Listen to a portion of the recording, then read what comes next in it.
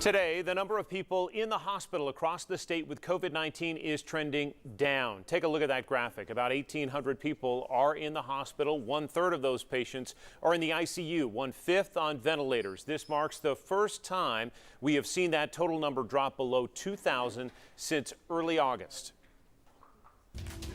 It's going to take relationships with communities to move people from no to yes. Right now, a dose of the COVID-19 vaccine is in the arms of almost 60% of the people in Knox County. But in the Black community, that vaccination rate falls to 30%. 10 News reporter Grace King spoke to people behind the effort to raise those vaccination rates. Grace? John, Cynthia Finch and her team have been vaccinating people for months, trying to reach people who might not get their shots otherwise. These numbers are just motivating them to work harder. We're here on the line, saving lives. Every Monday, this is where you'll find Cynthia J. Finch. We call ourselves the community vaccinators.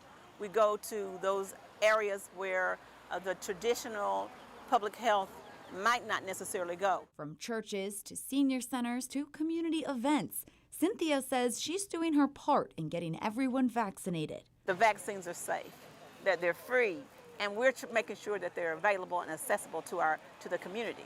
According to the Knox County Health Department, only 1/3 of Black people in the county have received the vaccine. The vaccines is the best public health strategy that exists in the country. The lower vaccination rate is something Cynthia hopes to change by using trusted messengers. People tend to cooperate with people that look like them. So we take our nurse practitioners of color, our physicians of color, and we're actually going into the neighborhood. That's why we're here today.